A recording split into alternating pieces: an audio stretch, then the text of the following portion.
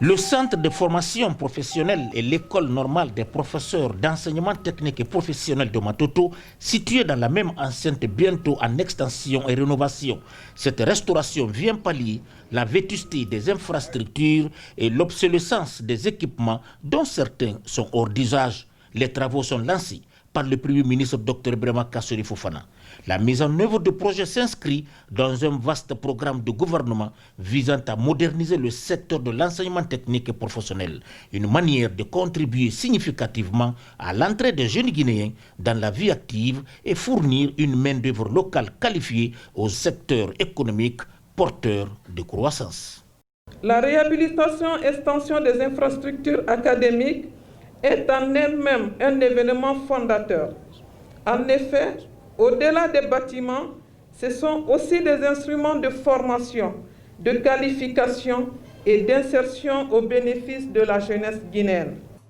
Les partenaires du secteur et notamment l'Agence française de développement, en abrégé l'AFD, accompagnent le gouvernement guinéen dans son ambitieux programme de bâtir un système de formation technique et professionnelle. L'idée est de privilégier les compétences locales dans l'offre de travail au marché national de l'emploi. Pour nous, ce projet est un projet important dans ce nouveau contexte que nous impose le Covid, qui nous oblige à revoir nos modes de faire, à revoir un peu notre manière de travailler, qui accentue les fragilités, qui nous interroge. Je voulais simplement vous dire que l'AFD continuera d'investir aux côtés de ce gouvernement et vous dire que pour nous, nous allons continuer à investir quelques principes qui sont conformes à vos priorités, dont le capital humain, parce que l'éducation et la formation, ce sont des armes de construction massive quand on a envie de relever un pays. La modernisation des infrastructures et des équipements de l'enseignement technique et professionnel est une réponse judicieuse apportée par le gouvernement aux besoins des entreprises locales.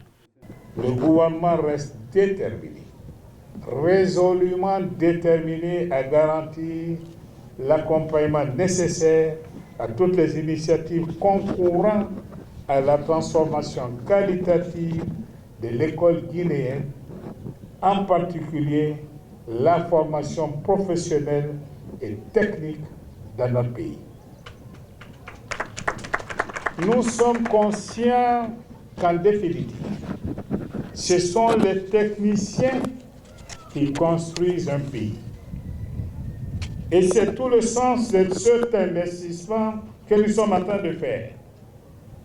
Et c'est le sens de nos espoirs dans les chantiers de réhabilitation et d'extension ici à Matoto. Les travaux vont durer 9 mois. Le financement, estimé à 12 milliards de francs guinéens, est assuré par l'Agence française de développement en partenariat avec le gouvernement guinéen.